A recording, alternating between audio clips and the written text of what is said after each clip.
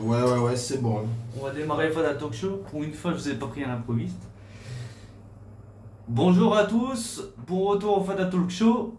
On espère comme quoi vous allez bien, que vous avez pu écouter le dernier podcast avec Charlie sur le football féminin. Comme promis, il y aura un deuxième qu'on va prévoir ces prochains temps. On n'a pas encore prévu la date pour le coup, mais c'est dans les clous. Donc toujours accompagné de Joël, toujours accompagné de Yao. Hello tout le monde. Toujours là. Welcome to the Fada Talk Show. Exactement, et c'est quoi? Because in English. Ah là, le franglais. Tout de suite dans le bain, Yao. Anglais. C'est quoi le thème? Attends, c'est quoi son thème? Le thème, bah, c'est un thème qui va tenir à cœur à Joël en fait. C'était dédié à lui. L'arbitrage maison, l'arbitrage chez les jeunes. T'as dit qu'on dénonce des gens. C'est ça en fait. Tu veux ça, qu'on te, dénonce. ça te concerne en plus. Tu l'as vécu il n'y a pas longtemps. Ouh. Justement, j'aimerais avoir votre avis là-dessus sur l'arbitrage. Parce que c'est intéressant dans le sens où toi Yao, pour des matchs amicaux, je t'ai vu comment tu as arbitré. C'est quand même intéressant. Toi, tu l'as vécu aussi d'une autre manière et tu vas expliquer aussi ton passé sans forcément citer de nom, c'est pas ce qui nous intéresse, mais c'est surtout comment tu fais pour motiver à l'arbitrage. Parce qu'on sait que c'est une denrée qui est quand même rare dans le football et c'est très compliqué. Déjà, les bénévoles, c'est une denrée rare. Les arbitres bénévoles dans le foot amateur, c'est encore plus rare. Comment vous gérez ça? Et comment vous faites pour trouver des arbitres? C'est dur de trouver des arbitres le week-end. Ça, tu m'étonnes. Ça, c'est dur. Et comment vous faites pour trouver des arbitres comme Alors avant de commencer sur l'arbitrage, juste par rapport à l'organisation, tous les 4 semaines, un Fada Talk Show spécial. Donc Merci. le part 2, c'est dans 3 semaines maintenant. Si je me trompe pas. C'est ça. Là, c'est dans 3 semaines. 3 semaines. C'est Ouais. dans 3 semaines. Sachant qu'avant, il y aura l'épisode avec Charlie, la partie 2, qu'on compte pas en édition spéciale parce qu'on l'a déjà fait avec lui. Je sais pas. Moi aussi. Ouais, on si, verra. quand même. On verra. En tout cas, moi j'ai hâte de la partie 2 du football féminin parce que. Faut qu'on approfondisse. Ouais. Il y a des choses à J'ai dire. envie de savoir beaucoup de choses de là-bas. Et ça, c'est sûr. Voilà. Non, et pour revenir donc à ce que tu as dit sur l'arbitrage maison.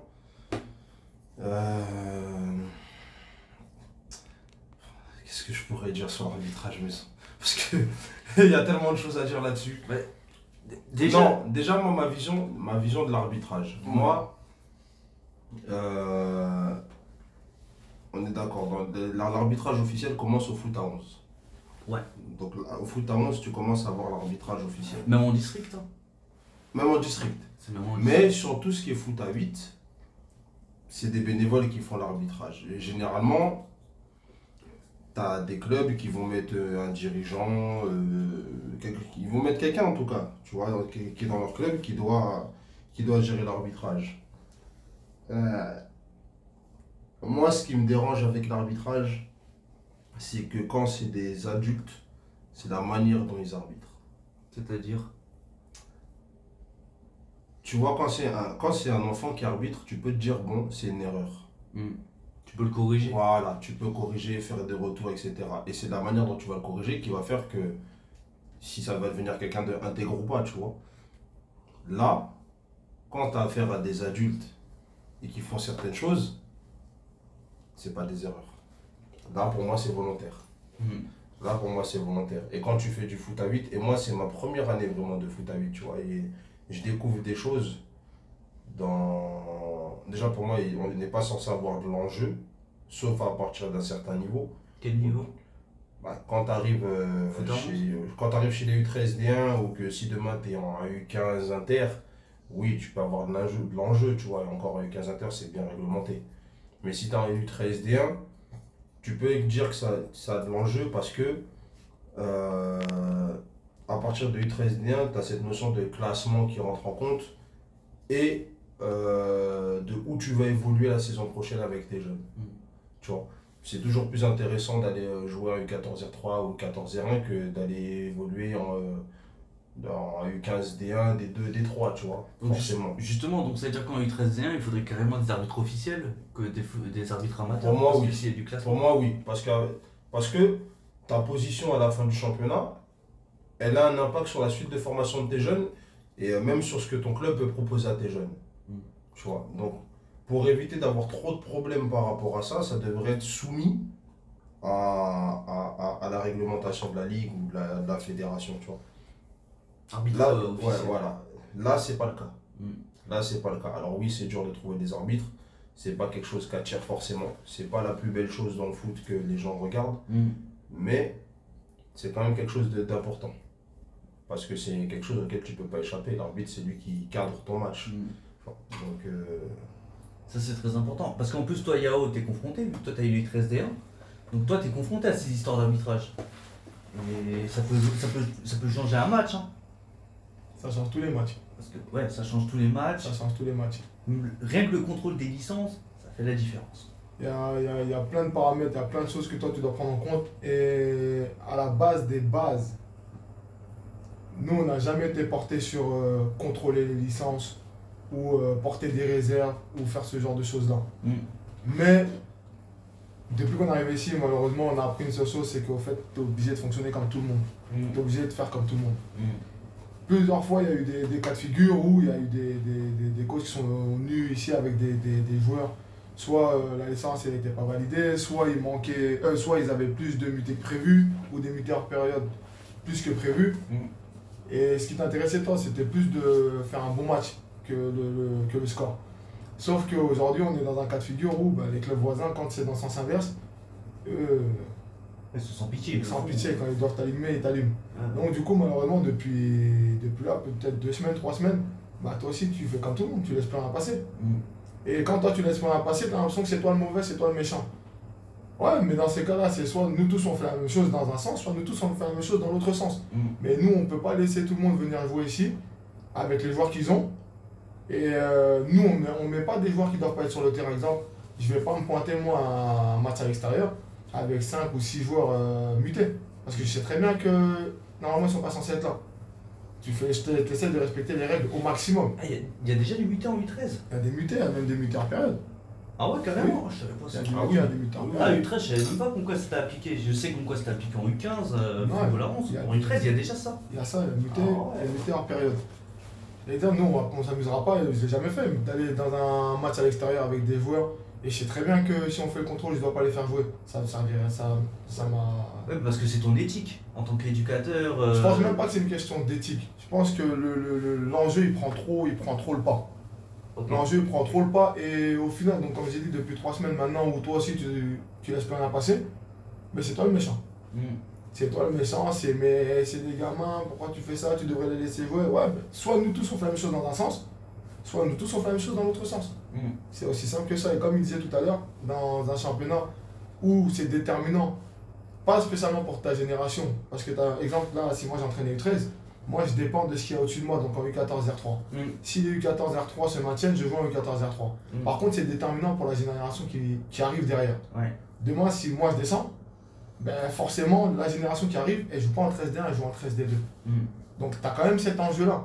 Demain, si je prends un exemple, tu as un club voisin qui joue en U13D1, et toi tu descends, potentiellement tes joueurs ils peuvent aller là-haut. Si ce n'est pas des joueurs qui sont dans le but vraiment progression, mais qui s'attardent plus sur le niveau, tes meilleurs joueurs ils restent pas. Ouais, Ce si qui c'est n'est pas trop notre cas à nous, Mm. mais c'est un truc qui peut arriver. si c'est des joueurs pas mercenaires, je dirais pas le mot parce que c'est trop méchant. Merci à 13 ans. Non, Moi, c'est pas le terme, mais qui ont fait l'école de foot, qui ont commencé l'école de foot, qui ont progressé, qui ont l'esprit club, eux vont rester parce qu'ils sont à côté, ils sont avec leurs copains, c'est surtout ça qu'ils veulent jouer. Voilà. Après oui, il y a déjà cette histoire de niveau. En U13, on parle déjà de niveau, Oui. ouais, je joue à telle et telle catégorie. Donc forcément, l'arbitrage, ça va jouer un rôle important pendant le match. Et il faut que ça soit de la qualité. Quand tu joues à l'arbitrage extérieur, comme tu me dis, quand c'est un niveau, il faut déjà commencer au final à faire des contrôles de licence par sécurité. Parce que si les autres jouent à ça, tu es obligé de te mettre dans le moule. Mais il nous a fallu 5 ans pour commencer. Quand je te dis on fait ça, c'est en semaine. C'est pas comme si ça fait 1 an ou je sais pas combien d'années qu'on contrôle toutes les licences. C'est une histoire de semaine. C'est depuis 2 semaines comme ça, je peux te dire que moi aussi, quand à domicile, je commence à faire les contrôles des licences, ce genre de Je choses. savais même pas que tu faisais ça même. Mais parce qu'à la base, on était trop porté. Ta finalité, c'était ce qui allait se passer sur le terrain. Ouais. Je te dis un truc tout con. En début de saison, il y a une équipe qui est venue jouer avec, je crois, elle avait 5 mutés. 5 mutés. Je sais plus exactement, mais en tout cas, elle avait dépassé le total. On a laissé jouer, nous, l'équipe. Et on a perdu. Mais à la finalité, c'était quoi? Moi et mon adjoint, il m'a dit, écoute, c'est simple de toute façon. Si les petits méritent de gagner, ils vont gagner sur le terrain. Et s'ils perdent, c'est qu'on ne méritait pas de gagner tout simplement. On est resté sur cette ligne de conduite. Ouais. Sauf que, quand ça arrive et que c'est trop répétitif que dans un sens, à un moment donné, toi, tu peux plus. Parce que nous, pourquoi on en est venu à faire ça? Pour expliquer le contexte, c'est qu'on a nos U15 qui sont bien classés. Et tu as un club qui appelle tous les autres clubs pour que ces clubs-là portent réserve contre notre équipe. Hein? Ah ouais. Et on a ce cas de figure-là. Ah ouais. Donc un club qui appelle tous les autres clubs pour que ceux-là portent réserve. Donc quand tu fais ça, au final, toi, tu te dis quoi? Tous ceux qui vont venir ici, ils vont passer au contrôle. Tous ceux qui vont venir ici vont passer au contrôle. Et c'est comme ça, mais on n'a pas le choix. C'est tout. Ouais, tu fais ta police pour toi-même, c'est auto-justice. Mais en fait, t'es obligé. T'es obligé. Nous, on est arrivé ici avec un esprit où... le football en premier. Ouais, voilà. Tu vois, le football, ça reste quand même quelque chose de très naturel, très spontané. Tu viens sur le terrain, tu joues. Ouais. Tu vois. C'est pas administratif. Et ce qui doit donner raison de la pratique, c'est tout simplement le niveau que tes joueurs vont avoir. Le niveau, il va dépendre de ton enseignement. Aujourd'hui, moi, je suis rentré dans le foot à 8, donc je suis sorti de ce foot cadré un peu avec de l'arbitrage, etc. Et encore, il faut dire que les choses comme elles sont. Ce qui se passe, c'est de la fraude. Parce qu'il y a un règlement et il y a des gens qui ne respectent pas ce règlement. Ouais, parce qu'ils ne connaissent pas les règles aussi. Non, ils connaissent très bien les règles. Si tu fraudes, c'est que tu connais les règles. Sinon, c'est pas de la fraude. Ces gens-là connaissent les règles et ils savent comment les contourner. Et ils le font chaque week-end. Pourquoi? Pour tirer, parce qu'eux, ils sont portés sur un résultat, mais au-delà de la progression de leurs jeunes. Tu vois, au-delà de la progression de leurs jeunes. Nous, on n'était pas dans cette logique. Nous, on est arrivé ici. Notre objectif, c'est que le jeune y progresse et ce que tu mets en pratique, à l'entraînement, tu puisses le reproduire sur le terrain. Toutes nos saisons n'ont pas été faciles. On a eu plus de saisons compliquées que de saisons confortables. Pourquoi? Parce qu'on a dû travailler et faire beaucoup de choses pour pouvoir faire en sorte que nos jeunes ils puissent évoluer sans complexe par rapport aux autres joueurs, tu vois. Donc toutes ces choses-là font que on n'a pas fait attention à plein de choses. Aujourd'hui, on a le niveau de jouer contre n'importe qui ici dans le coin, mais maintenant, on se rend compte qu'on a une autre problématique, c'est qu'il y a des gens qui fraudent, qui se permettent de mettre des joueurs soit qui n'ont pas l'âge, soit... Arbitrage maison. Soit tu te retrouves avec de l'arbitrage maison. Mais l'arbitrage, il commence où? Il commence dès le vestiaire avec le contrôle des licences. Parce que ça fait partie. Et c'est à l'arbitre de faire respecter ce règlement-là. C'est vrai. Tu vois? Et quand tu fais de l'arbitrage maison, il y a une logique sur laquelle les éducateurs, on est tous d'accord, on ne veut pas s'emmerder à contrôler les licences, machin, etc. Donc on signe sans regarder, sans rien faire. Mais si tu signes pas, c'est que toi aussi tu as accepté. Tu vois, si tu signes, si tu regardes pas, c'est que toi aussi tu as accepté les conditions aussi qu'elle t'impose. Donc tu peux pas te plaindre, mais à la fin, quand tu te rends compte, comme il a dit, c'est que tu te rends compte qu'en fait, si c'est une fois, tant pis, mais en fait c'est à tous les matchs. C'est à tous les matchs. Et quand ça commence à te porter préjudice à toi, tu te dis, non, en fait, c'est pas possible, on peut pas laisser passer tout ça. Parce que, attends, il faut aussi se rendre compte que quand tu émets une réserve, je sais pas si vous étiez au courant, c'est 125 €. Tu payes, hein? Tu payes, le club paye. Donc, toi qui émets une réserve, ton club va payer pour la réserve 125 €. Si je dis pas de bêtises, c'est 125 € de mémoire. Bon. Ah, ça dépend. La dernière fois, j'ai entendu 30 €. La dernière fois, on nous a parlé de 30 €. 30 €, ça varie. Ouais, bon, c'est quand même du pognon que tu dois dépenser. Voilà. C'est quand même de l'argent. Il y en a, ils en déposent tous les week-ends. Il y en a, ils en déposent tous les week-ends, ils les valident, accepté, pas accepté. Donc même si c'est 30 €, c'est 30 € par week-end. C'est fou ça. Et pourtant, tu mets un montant pour éviter d'avoir trop de réserves et que ça soit cadré quand même. Enfin, en tout cas, c'est vrai que dans football à 11, oui, on commence à avoir un arbitre central de la ligue. Bon, des fois, c'est pas forcément les meilleurs, ça dépend aussi. Non, après, le meilleur ou pas le meilleur, tout le monde est là pour apprendre. Oui. Mais dans le foot à 11, c'est meilleur ou pas meilleur, au moins il y a le cadre. Tu vois, il est là le truc, c'est qu'au moins il y a le cadre. Il faudrait ça en Tout le monde préparation. connaît, tout le monde qui fait des matchs les gens contre qui on fait contre qui les clubs contre qui on joue, les personnes qui sont à la tête de ces équipes connaissent le règlement. Elles encadrent, ça se trouve, depuis peut-être plus longtemps que nous. Donc elles connaissent le règlement. Elles savent qu'il y a des choses à respecter. Tu veux pas suivre la procédure, il n'y a pas de problème. Ça peut être long. Si tu es tout seul aussi, c'est compliqué, ça demande du temps, tu ne peux pas tout gérer. Donc c'est vrai que ça t'arrange toi aussi en tant qu'éducateur de te dire, bah, écoute, le contrôle, on va pas le faire, machin, etc. Mais au moins, d'homme à homme, soit réglo. Ouais, bah oui, c'est la moindre des choses. Tu vois, c'est la moindre des choses, d'homme à homme, soit réglo. Et le problème, c'est que les gens ne sont pas réglo là-dessus. Ouais, carrément, en U13, là tu me dis en U13, carrément, tu as besoin d'un arbitre officiel pour faire les contrôles, pour faire tout ça. C'est juste en fait qu'il faut un cadre. Ouais, il faut que ça soit cadré. On revient à ce qu'on a dit dès le premier podcast, tout est une histoire de cadre. C'est une histoire À partir du moment où il y a un arbitre qui arrive, avec la tenue officielle, tout, tu sais déjà qu'il y a des choses, tu vas pas les faire. Après, pour défendre la ligue aussi, il faut trouver des arbitres en plus. Alors déjà qu'on est en pénurie d'arbitres dans le football amateur, c'est déjà compliqué. Alors si tu vas faire aussi en foot à 8, trouver des arbitres officiels, c'est encore plus compliqué. C'est pas trouvé. En vrai de vrai, je veux dire, ça pourrait se passer simplement. Dis-moi. C'est l'humain, la personne. Je veux dire un truc dans le foot. Quand il y a un truc que tu sais que tu dois pas faire, surtout dans le coaching, ne le fais pas. Toi, tu sais. Pour gagner quoi? Pour gagner 3 points dans un match de U13 ou un truc comme ça? Ouais. Viens, on fait les choses bien. Ou alors on décide de tous faire la même chose dans un sens, ou alors on décide de... Parce que nous, personnellement, je suis jamais parti avec un petit qui n'avait pas de licence, ou qui était... ou trop de mutés hors période. Je me suis jamais amusé à faire des trucs comme ça. En plus, t'as pas le droit. Comment? Sans licence, t'as pas le droit. Mais il y en a qui le font. T'inquiète pas, on te fait le tour des terrains, tu vas vite te rendre compte que cette règle-là, Question d'assurance. c'est pas tout le monde qui l'applique. Eh ouais. Mais, ce qui est sûr, pour l'instant, on s'est jamais amusé à faire ce truc-là. Ouais. Donc, soit les règles, tout le monde les applique dans un sens, ou alors ça va être contrôle pour tout le monde. Et malheureusement, demain, tu peux te retrouver à faire tout et n'importe quoi parce que tout le monde fait, pas tout le monde, mais tu te rends compte qu'il se passe trop de choses en vrai. Et toi, tu laisses passer un truc, deux trucs. Il y a un éducateur qui était au club, une année, il a récupéré 7 points. Ouais, grâce à Il a récupéré 7 points parce qu'il y avait eu, comme il appelle ça, des fraudes par rapport à la tablette ou des joueurs qui ne devaient pas jouer ou qui avaient joué avec l'équipe supérieure. Il a récupéré 7 points, mais 7 points sur une saison, comment c'est énorme. C'est énorme. C'est énorme. Quelqu'un qui est comme nous, qui arrive et il ne veut pas forcément s'occuper de la tablette parce que lui, ce qui l'intéresse, c'est le terrain. Moins 7, ça te fait quoi? De combien de places tu tombes?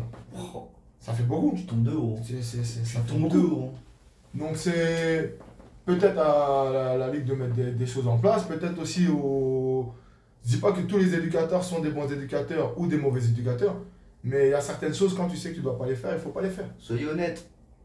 Soyez honnête. Non, ça fait pas tu vois, jeune. non mais il faut comprendre un truc. Des fléaux au niveau du foot, il y en a plein. Et ça commence de plus en plus jeune. C'est vrai. Aujourd'hui, dans le foot à 8, nous en tant qu'éducateurs, on a ce fléau-là de l'arbitrage maison. L'arbitrage maison, c'est quoi en gros? C'est tu vas chez quelqu'un, ils te mettent quelqu'un du club comme pour arbitrer. De toute façon, toi, comme tu Éducateur. es de l'extérieur, donc c'est pas toi qui es soumis, c'est eux qui doivent organiser tout ça. Mais sauf que la personne, elle veut quoi? Elle veut juste que ces jeunes gagnent. C'est tout ce qu'ils veulent. C'est tout ce qu'ils veulent, au détriment de ce qu'ils vont savoir faire sur le terrain, juste que ces jeunes gagnent. C'est ça qui les intéresse. Après, pour trouver un arbitre, c'est compliqué. Il faut... Généralement, c'est des bénévoles. Ouais, mais les gens, ils se rendent pas compte. Là, on parle d'enfants. Tu vois, quand même, on parle d'enfants. Et ça, c'est des trucs. Tu vois, nous, par exemple, cette année, on a fait un truc avec nos jeunes, c'est le développement de la force. Il faut que les gens ils comprennent une chose. Un enfant, nous, on arrive dans une période importante où la puberté arrive, la croissance, etc. Donc, il y a les muscles qui poussent, ils commencent à avoir de la force. Si nous, en tant qu'éducateurs, dans nos séances, on n'intègre pas ça, ce développement de la force, tu vas te retrouver justement avec des joueurs de 15, 16, 17 ans qui auront une force qu'ils ne savent pas maîtriser. Dans le foot, il faut arrêter de se mentir. Il y a des gestes qui existent et qui, s'ils sont contrôlés, c'est bon. Sanctionner, c'est une autre chose. Mais au moins, ils sont contrôlés. Moi, j'ai un joueur, il sait tacler. Tu vois? Donc, il est capable de te mettre un tacle appuyé, comme il est capable de te mettre un tacle où il peut récupérer le ballon. Maintenant, c'est à l'arbitre de décider si c'est trop ou pas assez. Tu vois? Mais c'est un développement de la force. Parce que le joueur, il vient quand même avec de l'élan pour pour récupérer un ballon ou pour mettre une charge, etc. Si toi tu ne développes pas ça, ton joueur il fait comment pour se rendre compte qu'il a de la force, etc. Surtout que les tacles, c'est des choses qui existent. Moi j'ai joué une équipe, le petit il a taclé, le mec il a dit ouais on n'a pas le droit au tacle. Si c'est ça, on arrête le match. Tu trouves ça normal? Non, dans le foot. Après, Ça veut dire que tu brides les joueurs, mais c'est quel football tu leur montres? justement, c'est dans le foot. À la rigueur, quand tu as un arbitre de la ligue, c'est un truc qui peut être toléré. Et c'est vrai que par exemple, dans le football préformation de U13 à plus bas, c'est vrai que ça, par contre, c'est très mal géré. Parce qu'ils pensent comme quoi c'est violent, alors qu'un éducateur doit forcément enseigner cette discipline aussi, de savoir tacler. Mais c'est mieux de lui apprendre quand il n'a pas trop de force, ou de devoir lui apprendre quand il a blessé 5 joueurs, 3 ans après et qu'il a 16 ans, parce que justement il a trop de force et qu'il n'a pas appris la maîtrise. Ouais, C'est en bas. sachant que les blessures dans la préformation U13 U11, c'est des bobos. C'est plus des bobos que des vraies blessures. T'as jamais eu de grosses Non, blessures. mais après aussi, par rapport à ce qu'il est en train de dire, ça dépend de toi en tant qu'éducateur. Hein. Ouais, Ça ouais. va Toi, dépendre. si tu apprends à ton joueur, demain je vais dire, en vrai, tu l'apprends pas spécialement à tacler, c'est un truc qui est inné, il sait le faire. Ouais. Maintenant, toi, tu dois lui montrer Comment comment faire en sorte que, soit quand tu tacles, tu arrives dans le bon timing pour prendre que la balle. Mais il va se tromper à un moment donné, ça veut dire qu'à un moment donné, le timing ne sera pas bon et il va peut-être prendre le joueur aussi. Mm. Et là, tu vas devoir le reprendre par rapport à ça. Mm. Mais d'abord, la base part de l'éducateur. Et c'est aussi le rôle de l'arbitre aussi d'expliquer. De l'expliquer, oui. D'expliquer Voilà. aussi. C'est moi dire que ça c'est interdit, ça, ben, dans ces cas-là, faut pas regarder, même si on va dire que les matchs à la télé, c'est des gens qui sont entraînés, payés pour faire ça, ouais. Mais nos jeunes, ils regardent qui? Mm. Ils regardent ce qui se passe à la télé. Ouais, ils ont envie de tacler aussi. Donc forcément, eux, ce qu'ils voient à la télé, ils vont te refaire en match. C'est à toi, en tant que moi d'éducateur, de cadrer la chose. Est-ce qu'on ne devrait pas mettre finalement en place, dans le foot amateur, des micro-formations pour ceux qui veulent arbitrer les matchs le week-end, au moins qu'ils savent comment Le gérer cette problème, situation? le problème c'est pas ça. Le problème, c'est que ça, tu as ton idée, tu peux la faire. Ouais. Mais quand tu vas aller faire ton match avec tes jeunes à l'extérieur, Ouais. tu vas te retrouver face à la mentalité de quelqu'un qui veut quand même que son équipe ait gagné. Parce que, pour faire de l'arbitrage maison, il faut connaître le football. Ouais. Tu vois, quand même, on se rend pas compte, mais le mec qui va venir siffler, il connaît le foot. Il sait quand siffler, il sait quand pas siffler pour avantager son équipe. Ah ouais, ça, malheureusement. Un mec qui connaît pas, il va arriver, il va voir un truc, ouais, je siffle pas, machin. Ils savent tout ça. Mm. Ils savent tout ça. Le problème, c'est une question de mentalité. Aujourd'hui, les gens ont placé la réussite de leur club, de leurs jeunes, avant le développement. Quand moi, je suis éducateur, ton joueur, quand il vient dans mon club, pendant le temps du match, je deviens aussi son éducateur. Parce que s'il fait un truc de travers, il est chez moi, là. Donc, il va respecter mes règles. Finalement, c'est même plus intéressant de ne pas avoir d'adultes ou d'adultes en tant qu'arbitre dans le foot en préformation. Pour moi, il faut avoir des jeunes. C'est d'avoir des jeunes finalement. Pour moi, il faut avoir des jeunes. Toi, tu utilises. Alors, toi, Yao, c'est encore pire. C'est que toi, t'as même plus d'arbitre. C'est toi qui arbitre pendant les matchs. T'as vu une fois un match amical. Moi, non, quand je fais les matchs amicaux, je mets pas d'arbitre. Tu mets pas d'arbitre, c'est toi qui arbitre. Non, même pas. Non, C'est même pas non ça. moi, les matchs amicaux aussi, je suis pour ça, je mets de l'auto-arbitrage. Auto-arbitrage. Ouais, je mets de l'auto-arbitrage et nous, on intervient si vraiment il y a quelque chose. Mais moi, je peux te dire, regarde, je suis, il y a 2 ou 3 ans, je fais un match de pré-saison, un match amical. Ouais. J'arrive là-bas, l'entraîneur, sympathique, l'accueil, rien à dire, sympa, tout, on se met d'accord, on part sur l'auto-arbitrage, il me dit, écoute, on est sur le côté, s'il y a un truc, on siffle, il n'y a pas de souci. Ok. Au bout de 20 minutes, tu sais ce que j'ai dit à mes joueurs? J'ai dit, on oublie le football, on rend coup pour coup. Parce que mes joueurs, ils prennent des coups, ils prennent des charges, limite, il peut en blesser un, l'arbitre, il siffle pas. Le mec, il siffle pas.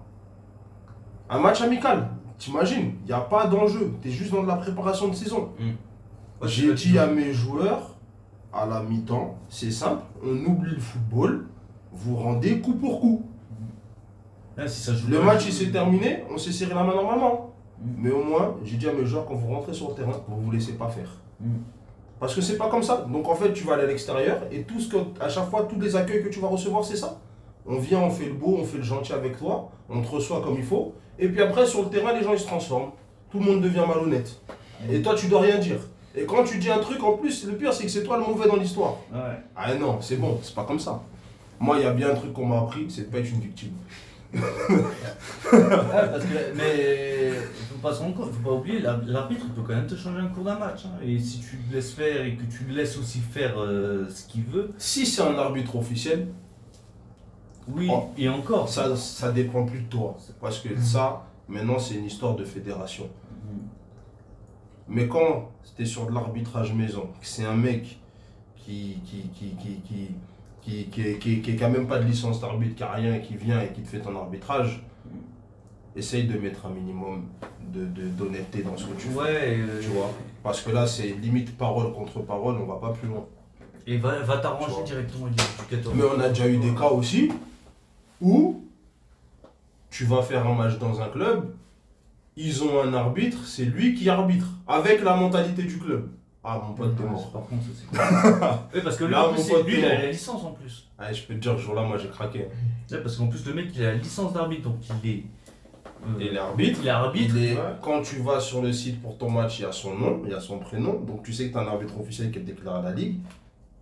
Il arbitre. Mais sauf qu'il est du club, avec la mentalité du club. Ah bah, Ouais. mon pote, Ouais. bon courage. Non, ça c'est catastrophique. Et comme Non, tu moi l'as j'ai dit- déjà eu des pétages de plomb pendant les matchs parce que c'est trop au bout d'un moment. Tu vis des trucs de fou. Il y a eu une année, on a eu un joueur dans notre équipe, peut-être le meilleur, et peut-être même le meilleur joueur de tout le championnat. Hmm. T'arrives en match, les mecs ils veulent que le découper. On est parti dans un club, j'ai dû le sortir du terrain pour le protéger. Parce qu'il prenait des coups, personne ne dit rien. On est parti à un autre match, carton rouge. Pourquoi? Oh, il a tutoyé. Mais non. C'est quelle folie. Parce qu'en plus, tu payes les cartons rouges, c'est quoi? C'est payé. Tu les payes les cartons rouges. Ouais. Cartons Tu les rouges, payes. d'accord. Ça dépend de la gravité du truc. Mais tu les payes. Ah, Mais- quand même. Pour te dire que les gens ils sont prêts à faire tout et n'importe quoi. Juste pour que leur équipe gagne. Pour gagner, c'est vrai ça. Pour la progression finalement. Et là, tu me disais que là, ce qui est plus intéressant, c'est de former des jeunes à l'arbitrage pour la préformation U13, U11, de mettre des arbitres, des jeunes, pour les former. Peut-être parce qu'aussi ils sont plus malléables et que tu peux les reprendre, vu que c'est des Le enfants. pro- Et c'est- même les parents sont plus cléments. Non, au contraire. Le problème, c'est que quand tu mets un jeune maintenant dans ton arbitrage, ça va être une histoire de pression. Moi, j'ai déjà eu un jeune qui était arbitre, qui était très bon, arbitre officiel. Hein. Mm. Il est venu faire mon match. Je peux te dire que la pression qu'il a pris, il a arrêté le match. Hein. Il a arrêté le match. Mm. Mais parce qu'il y avait de la pression tout le match. Et ce jour-là, tu sais ce que j'ai fait? J'ai regardé le coach d'en face. Le match il est en train de se dérouler. Hein. J'ai regardé le coach d'en face. Et dès qu'il faisait un truc, je refaisais la même. Mm. Exprès, hein. Il criait, je criais. Il râlait, je râlais. Reproduisais exact. J'ai fait un match, c'était des mimiques tout le match. Mm. Tu crois qu'à la fin, c'était qui le mauvais? Ah, c'était toi? Voilà. Mm. Voilà. À la fin, c'était moi le mauvais. Ouais, parce que Pourtant, c'est- ce mec-là, il a insulté l'arbitre. Mm. Le match, il a été arrêté. On n'a même pas donné gain de cause. On a juste dit le match, il a rejoué. T'imagines, ils n'ont rien eu. Rien. Mais on n'a pas donné gain de cause. Comme il y a quand même un peu de tort en face, bon, vas-y, tu sais quoi, on fait un match à rejouer, on oublie ce qui s'est passé. Non, on n'oublie pas ce qui s'est passé. Parce que si c'est nous, on va prendre cher. Mm. Mais ça, là, au final, on peut pas trop critiquer l'arbitre parce que c'est quand même un problème de comportement de la part des clubs, de certains clubs qui utilisent des trucs subtils pour mettre la pression sur l'arbitre. Quand c'est un jeune, forcément, tu lui mets un coup de pression et que tu as un éducateur, généralement, c'est des trentenaires, il met un coup de pression à un jeune de 16 ans, de 18 ans en tant qu'arbitre, il va pas le supporter comme nous. On va prendre du recul, on va lui dire calme-toi parce qu'on a aussi le gabarit, hein, tu vas le calmer. Et ça fait quand même la différence au cours d'un match. Quand l'arbitre est trop jeune dans un foot, un arbitre officiel qui est trop jeune, soit il a les compétences pour supporter cette pression, soit à un moment donné il se fait démolir. C'est de la personnalité. Tu vois, c'est de la personnalité. Moi, j'ai vu des jeunes arbitres mettre des coups de pression incroyables. et que je te promets que ça cadre tout le monde. Il te fait comprendre que c'est moi, c'est lui le chef et que personne d'extérieur ne peut pas rentrer dans sa tête et sur le terrain, il n'y a personne qui va le manipuler. Donc, s'il siffle, c'est que pour lui, c'est juste et tu n'auras rien à dire. Et moi, je préfère ça. Ouais, Moi, je préfère ça, mais parce qu'au moins, il a dit ouvertement qui il était. Et il a fait comprendre que c'était lui le patron. Et tu sais que même en face, il n'y aura pas l'esprit adverse qui va installer, qui va rentrer dans sa tête. Mais c'est pas tout le monde qui est capable de faire ça. C'est compliqué. C'est pas tout le monde qui est capable de faire ça. Parce qu'en plus, toi, tu utilises des arbitres, des jeunes, pour tes matchs aussi. Bon, après, toi, tu fais aussi, toi, tu prends des jeunes pour arbitrer tes matchs? Non. C'est. Les matchs amicaux, moi, je mets personne. Ouais. Je mets personne, on gère nous de l'extérieur ou alors on laisse même les joueurs gérer. Parce qu'en vrai, la majorité des gens qui foutent la merde durant les matchs, donc soit c'est les éducateurs ou soit c'est les parents. Mais les joueurs entre eux sur le terrain, ils savent. Ouais, ils sont honnêtes. Ils savent quand il y a faute, ils savent quand il y a touche, quand il y a corner. Donc en vrai, à la limite, même quand tu les laisses gérer eux-mêmes, c'est 10 fois mieux que quand tu mets quelqu'un. Ouais, c'est même étonnant que. C'est 10 fois mieux. C'est même étonnant que les joueurs soient plus honnêtes entre eux que les parents et les. Mais C'est parce que le football, tu le sais, quand le joueur que tu as en face, vous avez quand même un certain respect. Tu vois, Mine de rien, ouais. vous avez quand même un certain respect. Sur le football, dans le football, il y a plein de trucs qui circulent sur le terrain, des insultes, des machins. Mais c'est rien. C'est le football, c'est la nature du foot. C'est Faut normal. pas croire que c'est mauvais, c'est comme ça. T'es mis à l'épreuve, il y a des émotions qui rentrent en compte, toutes ces choses-là. Ça me Mais donne. tu as quand même du respect pour la personne qui est en face. C'est-à-dire que quand la balle elle sort, tu lui donnes et puis c'est fini, toi tu te replaces. Quand tu es joueur, instinctivement, c'est des choses que tu fais normalement. Mais, comme il a dit, autour, les éducateurs, les parents, si tu es avec un mec dans sa tête, il est mauvais, t'es mort. Mais il faut savoir que tu te prends, en vrai de rien, tu te prends pas la tête avec tout le monde au bord du terrain. En tout cas, pour moi, ce que je vois, là, les personnes avec qui tu te prends la tête en général au bord du terrain, soit c'est des parents éducateurs, soit c'est des éducateurs, mais c'est pas des vrais éducateurs, c'est des gens qui encadrent une équipe tout simplement. Oui, Mais quand c'est des vrais éducateurs, il n'y a jamais de problème. ça, c'est les éducateurs qui se font un kiff en disant que c'est les éducateurs avec qui tu t'embrouilles. Ouais. C'est des éducateurs qui se font un kiff pour entraîner une équipe. Et qui se ils font encadrent leur une kiff. équipe et ils sont avec et ils accompagnent en vrai. Ouais. Mais t'as pas de problème avec les vrais éducateurs. Oui. Tu sais et il sait. Ça veut dire que le jeu que tu essayes de faire, je sais très bien dans quoi tu essayes de rentrer et tu vas pas rentrer dedans parce que tu sais que je sais. Mais ceux qui foncent dans ce truc-là, c'est soit les parents ou soit les éducateurs qui sont plus des accompagnateurs que l'inverse. T'as pas tout le temps des problèmes. T'en as pas tout le temps. Mais la grosse majorité du temps où ça arrive, c'est, en tout cas pour moi, à part tout ce que j'ai vécu qui était compliqué à gérer, c'était quand tu tombais sur des parents qui étaient entraîneurs ou alors des accompagnateurs qui encadrent une équipe. Et là, c'est compliqué. Ouais, parce qu'il n'y a que l'histoire de la gagne, hein, on n'entend pas. Préformation, on voit toujours cet esprit de gagne, une histoire. Après, en U13D1, comme toi par exemple, il y a une histoire de classement. Ce que je peux comprendre, il y a une petite pression derrière parce que tu veux pas laisser une équipe qui a descendu. Mais en fait, son classement, il est à la fois important pour lui et il est à la fois important pour les générations qui viennent derrière. Mais est-ce que c'est intéressant d'avoir un classement en U13 en fait, finalement? Parce que on leur fout de la pression aux jeunes. Il le faut, pour moi il le faut, pourquoi? Parce que les équipes que lui il affronte, c'est vrai qu'elles ont beaucoup plus de compétences que des équipes que moi j'affronte. Pourtant mes joueurs ils ont un an de moins, tu vois, mais c'est quand même mieux. Après, tu sais que lui dans son niveau, il a les meilleures équipes du coin. Après, donc pour la progression c'est bien, de toute façon c'est simple. Ouais. Pour faire partie des meilleurs, tu dois affronter les meilleurs. Oui, tu vois, donc ça c'est quand même simple. Donc c'est toujours plus intéressant. Maintenant, le problème c'est qu'après lui, U13, c'est une période charnière. Parce que ce que tu vas mettre en place durant cette période-là, en fait, tu récoltes tous les fruits de ce que tu as fait avant, mais en même temps, tu te prépares pour tout ce qui va venir après. Foot à 11. Voilà, pour tout ce qui va venir après. Et en même temps, et ça, si tu te loupes, que au-dessus, ça joue à U14 R3, U14 R1, t'as pas le niveau. Donc tu vas te casser les dents. Et en même temps, lui, il joue aussi pour sa propre catégorie. Parce que aujourd'hui, le règlement est fait que lui, il bénéficie de ses propres montées. Par contre, s'il tombe, c'est l'équipe qui est derrière qui doit tout récupérer. Tu vois? Donc, c'est quand même important pour ceux qui sont en dessous, parce que c'est eux qui vont définir ce que les autres vont prendre derrière, mais c'est aussi important pour lui, pour son évolution après.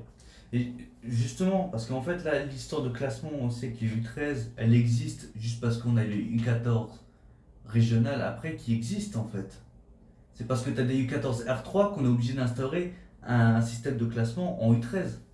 Si on n'avait pas eu des U14 et qu'on passait directement en U15 et que dans le football Non, mais dans tous les cas, tu aurais eu à un moment donné affaire à la compétition, quoi qu'il arrive. t'es obligé. Non, mais Oui. en vrai, Enfin, il faut bien que ça arrive à un moment quoi donné qu'il aussi. arrive, voilà, quoi qu'il arrive, tu aurais eu affaire à la compétition. Aujourd'hui, on a changé le règlement. À l'époque, c'était pas comme ça. Tu avais moins de U15, U17, U19, tu vois, tous ces trucs-là. Et tu avais première année, deuxième année, et ainsi de suite. Ok. Mais dans tes U15, tu avais quand même des niveaux. Hmm. U15 D1, U15 Excellence, PH, DHR, tous ces trucs-là. Ouais, là, on est dans la formation. Donc, tu jouais pas pour toi, mais c'était quand même déterminant, Ouais, tu vois. ouais. Tu finis dernier de U13 D1. Si ton équipe U15 elle est en U15 DHR, Hmm. je suis pas sûr que tes petits vont réussir à faire quelque chose là-haut. Oui, ah bah oui, ouais. Tu vois, C'est sûr. il est là le truc. Et les U11 par exemple, parce que moi j'ai appris récemment que il y a 2-3 ans, 4-5 ans, tu avais des classements en U11. Donc le système de classement existait. Par contre là, depuis, ça n'existe plus. Il n'y a plus de classement. Est-ce que c'est intéressant de mettre un système de classement dans Non, ces pour moi c'est catégories? mieux que ça reste comme ça en U11. Mais après, les gros clubs, ils ont quand même envie d'avoir la compétition du classement. Ça stimule aussi l'enfant, mais bon. Qu'ils aillent le faire entre eux Hmm, et qu'ils laissent travailler ceux qui ont envie de travailler. hmm. Parce qu'en soi, oui, c'est dans ces catégories. Hein. Pour moi en U11, laisse le petit travailler en paix. À ce moment-là, le petit, c'est à peine s'il connaît le site pour suivre ses matchs. Laisse-le tranquille. Bon, en soi, là, on a un petit peu dérivé par rapport à l'arbitrage, le thème sur l'arbitrage dans le football amateur et l'arbitrage maison, mais comment vous ferez pour motiver les jeunes à faire de l'arbitrage, tout simplement? Comment les motiver à faire ça? Déjà, à respecter l'arbitre, parce qu'il y en a certains qui ont du mal à respecter quand même, comprendre les décisions. Est-ce que l'arbitre ne devrait pas aussi changer sa méthode de fonctionnement, à expliquer, discuter? Pour moi, j'avais été encore une fois, tout ça, c'est une histoire de mentalité. Hmm. Quand tu vas dans un club à l'extérieur, que le petit, il connaît le mec qui va l'arbitrer, que quand c'est un adulte, le mec il triche ouvertement devant tous les jeunes. Hmm. Quand le mec il fait sa tablette, qui te met 5-6 muteurs période dans le même match, des petits ils sont pas bêtes, hein. Ils savent que lui il est muté, ils connaissent le règlement. Hmm. Quand tu fais ouvertement ça aux yeux des enfants, tu penses qu'ils vont copier quelle règle, qu'ils vont copier quel exemple après? Ils vont faire comme eux. Quelle éthique ils vont avoir derrière? Ils vont vouloir faire arbitre, mais faire ce genre de même Mais ils magouille. voudront pas faire, non, ils pourront pas respecter l'arbitrage. Mm. Parce que déjà, nous en tant que bénévoles, bah, le mec il le respecte pas. Et toi tu veux qu'après le jeune il aille le respecter, mais c'est impossible. Non. C'est impossible. Et après, comment faire pour le motiver pour devenir arbitre, pour faire de l'arbitrage, rien que de l'arbitrage bénévole aussi? Parce qu'aujourd'hui, on manque d'arbitres dans le football amateur. Comment faire pour les motiver? Dans ton club, déjà, quand tu fais tes séances, mets des arbitres. Pendant les matchs? Quand tu fais tes oppositions à la fin, Ah, c'est pas bête ça. mets des arbitres fais en sorte qu'il y ait des rotations, ou alors tu Ah, c'est mets pas des bête. choses en place, ou dans tes jeux, tu inclus un arbitre. Ça, c'est pas mal. Pendant un match d'exhibition entre deux équipes, t'as les remplaçants. Tu définis un remplaçant avec un chasuble. Il fait l'arbitre pendant le match amical dans ton groupe. Ce qui permet aussi de lui de se former à l'arbitrage. Donc tu dis que c'est les mêmes règles qu'en compétition. Ouais. Donc il doit appliquer les mêmes règles. Bon, tu lui expliques comment ça fonctionne, tu le Mhm. cadres. Mais il apprend. Et ça se trouve, t'en as qui vont découvrir une passion pour l'arbitrage au Mais il y final. en a, même qu'on voit là, hein. Oui, oui, Il y en oui. a qui ont un petit. Tu sens que Ils aiment ça. ils aiment, ils maîtrisent pas totalement parce qu'ils débutent, mais tu sens que quand il se trompe, il s'est trompé. Il s'est trompé parce qu'il sait pas. C'est pas je me suis trompé pour rouler les gens, c'est je me suis trompé parce que Carrément, je sais même pas que je me suis trompé. Ouais. Parce que c'est un jeune qui a envie de faire ça, qui aime bien faire ça, qui rend un service tout simplement. Mais accepte le fait qu'il se soit trompé. Et derrière, nous, on va le corriger, on va lui expliquer, bon, dans cette situation-là, là, tu dois siffler faute. Dans cette situation-là, là, tu dois pas siffler faute. Mais à l'entraînement, quand toi, tu vas mettre ce cadre-là, le petit, il n'a pas la pression qu'il va avoir un match demain s'il arbitre. Parce que si tu as 3-4 agités là sur le côté, qui commencent à crier sur le petit, le match qu'il est en train de vivre, il devient totalement différent de ce qu'il a connu à l'entraînement. En soi, il faut une bienveillance aussi avec le petit qui arbitre. C'est aussi ça, il y a trop d'enjeux. En vrai, il y a trop d'enjeux. Il y a trop d'enjeux, pardon. Ouais. Mais l'histoire que. Là, ce que tu me racontes, c'est une super bonne idée. Je crois que je vais même l'appliquer moi de mon côté. Faire un match, quand tu fais les matchs d'entraînement, le remplaçant, au lieu de rester sur le côté, tu vas ne cible pas spécialement le remplaçant. Ça, il faut être ouvert. Parce que celui qui est remplaçant, en fait, il va le prendre par dépit comme si c'est une position. Faut pas le mettre comme ça. Mais non, mais tu sais que tu peux en mettre 2 ou 3, 4 arbitres dans le match, tu vois. Ouais. Mais par exemple, ce qu'on veut dire, c'est par exemple, tu fais un jeu où ils sont 4 contre 4, tu as 4 équipes. Ouais. Tu peux mettre une équipe en appui, mais en même temps, tu mets une équipe qui arbitre. Ah, comme ça. Tu vois. Comme ça, ils participent au jeu, mais sous une autre forme. Ah, bah là, tu vois, c'est. Et peut-être qu'il y en a, à force de faire ça, bah, ils vont aimer, ils vont s'intéresser, tu sais pas, tu vois. Ouais. Ah, c'est loin d'être bête ça. Comme ça, en plus, tu motives les petits, par exemple, pour le week-end, pour d'autres équipes dans d'autres catégories qui ont besoin d'arbitres. Par-ci, par-là, tu peux les envoyer pour aider. T'en as qui savent faire, hein. T'en as vraiment qui savent faire. Ouais, mais ça, c'est une idée. Il y en a qui apprennent, qui t'étonnent apprennent super bien. Mais ça, c'est bien, ça les motive en plus. Eh, ça, c'est une bonne méthode, tu vois. Moi, mais la vérité, c'est si t'as un petit qui va voir beaucoup de matchs, qui est tout le temps sur les terrains le week-end, sache que c'est un petit qui sait arbitrer. Il voit Sache que c'est un petit il voit tellement de choses qu'il connaît. Et il comprend. Ouais, mais même dans le jeu, après, il comprendra mieux dans le foot. Oui. Mais ça, c'est bien. Un éducateur, par exemple, pourrait mettre ça en place. S'il manque d'arbitres dans son club pour arbitrer le week-end, forme tes petits, justement, à faire des séances. Quand tu fais des confrontations, et ben, tu mets une équipe qui va arbitrer le match. Et après, bah, vu qu'ils s'auto-forment et tu vas les former en même temps à l'arbitrage, ils pourront venir arbitrer les autres équipes. Si ils ont envie. Ouais, bien sûr. Ça reste toujours du bénévolat, donc c'est toujours si l'enfant a envie. Mais tu peux trouver des choses à mettre en place qui vont faire que, en fait, j'aime bien être arbitre. Parce qu'en fait, en soi, tu peux pas envoyer. Toi, aujourd'hui, par exemple, tu as ton club, tu as un éducateur d'une autre section qui te dit j'ai besoin d'un arbitre. Alors, il va te demander forcément un éducateur. Mais un éducateur n'a pas forcément toi. Dans ton samedi, tu peux pas faire l'arbitrage plus le match, des fois c'est trop compliqué. Mais alors tu te dis, et si j'envoyais mes joueurs? Ouais, mais tu veux pas envoyer ton joueur parce qu'il s'est pas formé, il s'est pas arbitré, et puis même tu vas l'envoyer au casse-pipe et ça se trouve ça va être une mauvaise expérience. C'est normal en soi. Hein. Si ton joueur il est pas formé, tu vas pas l'envoyer parce qu'après. Mais en fait, quoi qu'il arrive, il sera jamais formé tant qu'il sera pas allé en formation. Oui. Là, on parle du principe que c'est un jeune qui a aimé faire ça 2 ou 3 fois à l'entraînement, à qui on va demander d'aller donner un coup de main sur un plateau U9 ou alors un match U10, U11. Donc lui, il va venir avec la bonne volonté et il a envie de bien faire. Je vais arbitrer un match. C'est quelque chose de nouveau. Si demain ça lui plaît, il va aller arbitrer un deuxième match, un troisième match. Mais là, c'est aux gens qui sont autour de s'apercevoir c'est un enfant qui arbitre. Ça veut dire que de la manière comment vous allez vous comporter, comme tu parlais de bienveillance tout à l'heure, c'est de ça dont on va parler là. Lui, laissez-le gérer son match. Il va faire des erreurs, il va se tromper. Il y a même des adultes qui se trompent et certains se trompent volontairement. Il faut tolérer. Donc lui, laissez-le tout simplement arbitrer son match, comme en fonction de ce qu'il voit. Et demain, si ça lui plaît, il recommence. Et puis demain, il aime trop ça, il devient arbitre. C'est ça. On sait pas. Ouais, tu peux le motiver. Par contre, maintenant, on va terminer parce qu'on arrive bientôt à la fin. J'ai une dernière question. Parce que vous remplissez les tablettes. D'accord? Les feuilles de match, vous les remplissez. Est-ce que vous pouvez me parler de cette aberration qui est l'obligation de mettre assistant 1, donc tu as arbitre central, arbitre assistant 1, arbitre assistant 2, que tu es dans l'obligation de mettre, et je crois que tu dois mettre un délégué pour les matchs. Dans les catégories U11 et U13, à quoi ça sert de mettre tous ces éléments alors que tu n'as qu'un arbitre central et c'est un bénévole, c'est même pas un arbitre officiel. Moi, je pense que c'est un cas de débordement, qu'il y a avoir beaucoup de monde, avoir plusieurs personnes. Voilà. C'est juste pour jeter la faute sur quelqu'un. Je vois ça comme ça. C'est juste pour ça. Avoir plusieurs personnes. Pour moi, c'est un défaut de la tablette.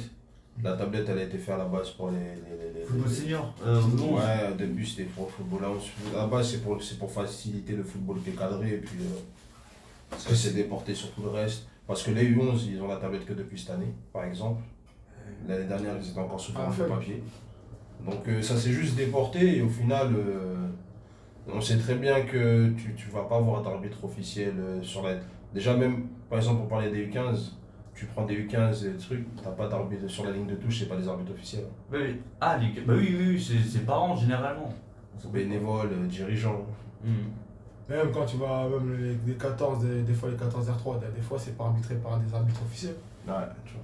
Des fois c'est quelqu'un qui est là parce que l'arbitre n'est pas venu ou autre. En fait, il y a un vrai problème dans le sens où ça manque d'arbitres. Peut-être c'est moi qui est aveugle, mais j'ai pas l'impression qu'on essaie de pousser vraiment les gens à devenir arbitre. Je sais pas, en fait, je sais pas quelle image de l'arbitrage les jeunes ils ont pour pas se diriger vers ça. La dernière fois, on parlait avec Charlie là, par rapport au foot féminin, et on disait, en tout cas par rapport au secteur où nous on est, hein, moi j'ai l'impression que c'est vraiment en pleine croissance, là c'est un boom. Ouais. Mais par contre, au niveau de l'arbitrage, t'as pas beaucoup de personnes Ils sont qui. pas motivés. Ouais. Alors, qu'est-ce qu'il faut mettre en place comme action pour pousser les gens à découvrir ce métier-là ou ce rôle-là? Non, parce que finalement, c'est pas dénigrant. Parce que quand c'est bien cadré et que tu es bien accompagné, je pense que c'est la pression des fois de faire de l'arbitrage et d'être seul, de ne pas être accompagné par une personne au-dessus. Mais tu sais, l'arbitrage, il faut pas oublier un truc. Ce qui donne goût aux jeunes à faire certaines choses, c'est aussi le football professionnel, ce que tu vois à la télé. Ouais. Quand tu as des joueurs qui sont charismatiques, tout ça, tu as envie de leur ressembler. Nous, on a grandi avec Colina. Colina, tu vois, c'était. Nous, à l'époque, on pouvait jouer au foot, il y en a qui disaient, je suis Colina. Tu vois, c'est étonnant, tu vois. Mais aujourd'hui, t'as personne qui va dire, ouais, je fais Turpin, ou. Ça n'existe pas, tu vois. Et pour te dire, à quel point, genre, c'était. À l'époque, t'avais quand même des arbitres qui avaient du charisme, et Colina, il avait ce charisme-là. Il a fini sur une pochette de jeux vidéo pour foot. Donc, je ne sais même pas s'il y a eu ça, je crois qu'il n'y a plus jamais eu ça. Il n'y a plus jamais eu ça. Mais tu vois, aujourd'hui, Colina en tout cas, il était charismatique et son charisme, on le faisait passer à la télévision et du coup, ça a peut-être créé un élan ou ça a fait quelque chose qui fait que les gens ils respectaient l'arbitrage. Tu vois. Mais non, on l'a plus ça. Aujourd'hui, tu l'as plus. Mais tu l'as plus pourquoi? Et quand je parle du foot professionnel, là-bas. Regarde quand une équipe professionnelle perd. Regarde quand Lyon ils perdent. Regarde quand en Ligue des Champions quand ils perdent. Quoi. Ouais, on a fait un gros match, mais l'arbitre il nous a pas aidé. Tout le monde se plaint des arbitres, à commencer par tout là-haut. Et ça passe à la télé aux yeux de tous les enfants. Tu penses que le petit quand il perd, si l'arbitre s'est trompé une fois, tu crois qu'il va le pardonner? C'est impossible. Tu peux pas faire aimer l'arbitrage après. Ah, bah oui, c'est vrai. En soi, tu savais les influencer. Tu peux pas. Et après, tu as souvent des petits qui ont peur de faire arbitre parce que quand tu tapes des tempêtes comme ça d'insultes, bah forcément. Tu peux pas. Mais t'as raison aussi, Yao, sur le fait qu'on le foot féminin, on le pousse à fond, mais l'arbitrage, par exemple, c'est pas un truc qui est très énormément poussé. On ne laisse pas encourager en fait à le faire. Mais le boom, il y a eu un gros boom parce que les filles, on a commencé à les voir de plus en plus à la télé. Il y a eu des publicités qui ont été faites sur elles. Quand il y avait eu la Coupe du Monde, elles passaient quasiment sur toutes les chaînes. En fait, tu ne pouvais pas les louper. Donc forcément, les filles qui n'étaient pas forcément sportives, tu regardes la télé une heure, tu as déjà vu 3 ou 4 pubs. Tu sais quoi, je vais peut-être aller tester je vais peut-être aller jouer au foot, mais on va voir ce que ça donne. Mais sur l'arbitrage, il y a très très peu de choses. Quand il parle de Colina, à notre génération, tu as 11, 12 ans, il y a un gars, il va venir faire arbitre. Lui, il va venir faire. Vous allez jouer, lui ça va être l'arbitre. Pour être comme Colina. Ouais, mais parce que juste, il connaît pas 10 000 arbitres, il connaît que lui.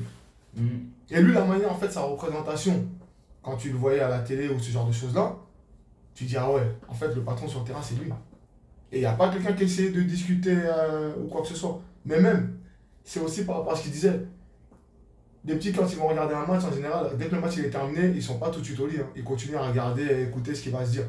Et quand tout le monde revient et dit que c'est la faute de l'arbitre sur telle ou telle action, j'ai pas trop envie de devenir arbitre au final. Hein. Si c'est pour qu'à la fin du match, ça soit moi ma faute, en fait, moi, je vais pas faire arbitre. Bah là, les joueurs les professionnels qui nous écoutent, arrêtez d'insulter les arbitres. Parce que dans le foot amateur, on en pâtisse.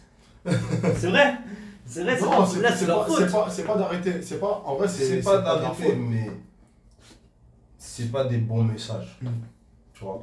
C'est pas parce que là, c'est vrai, tu fais un appel important. Comment tu poses une vraie question, comment on pourrait donner goût.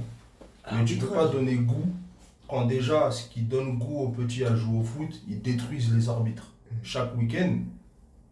Mais ça va jamais s'arranger pour nous. Ça va jamais s'arranger pour nous. Parce que c'est eux qui mettent parce que quand tu viens, tu critiques tout le temps l'arbitre. Aujourd'hui, je regarde même les émissions de foot, les after-foot, Canal Football Club, machin, etc. La note de l'arbitrage aujourd'hui. Ouais, frère. Quand même.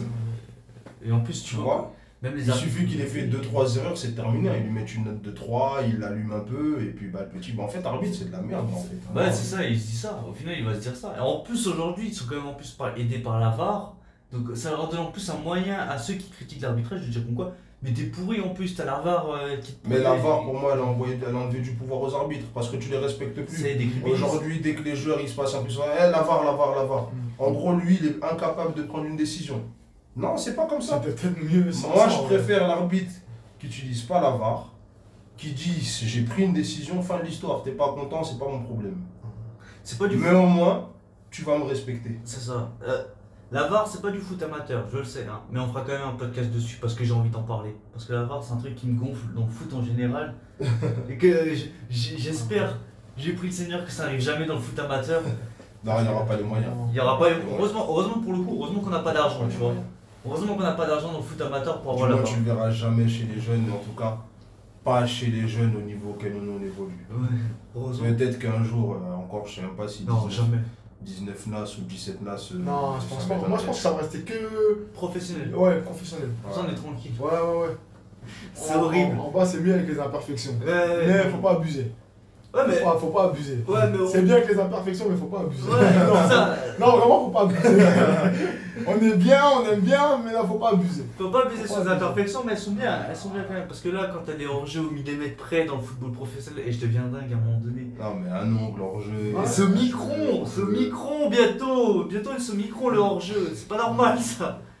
Ah, c'est catastrophique. Bon, C'était un bon thème. c'était un thème qui changeait un petit peu. De toute façon, moi j'aimerais refaire ce thème, mais cette fois-ci avec un arbitre qui est dans le football amateur, qui a dû subir plein d'insultes. En plus, moi qui ai pris beaucoup de cartons, ça veut dire on pourra bien échanger. Tu vas pouvoir poser les questions. On pourra bien échanger. Eh, mais t'as vu la dernière fois, pourquoi tu m'as mis le carton? Là, il m'a tout On va refaire l'épisode. Tu l'as vu le truc de Drogba avec Chaperon là? Ah ouais. Il est là. On a Drogba des cartons ici. On a le Drogba des cartons. Ça peut être une bonne, bonne initiative. Lui, ce qu'il nous a fait sur le terrain là. Waouh, non, Yao. Ça va être bon. Yao, c'est quelqu'un. Mais aussi le ressenti des joueurs, par exemple, comment ils vivent l'arbitrage. Ça, c'est. On va en parler la prochaine fois. En tout cas, merci à tous pour nous avoir écoutés, de nous suivre. Vous pouvez toujours nous suivre sur Spotify, Twitter, YouTube, Apple Music, on est partout. Toujours accompagné de Joël, toujours accompagné de Yao, toujours la fine équipe. Merci à vous les gars. Merci La grosse équipe. On dort pas, hein. On dort pas. Les raisons là, on dort pas. On prépare beaucoup de choses, c'est pour ça. Allez, bonne soirée à tous. Salut.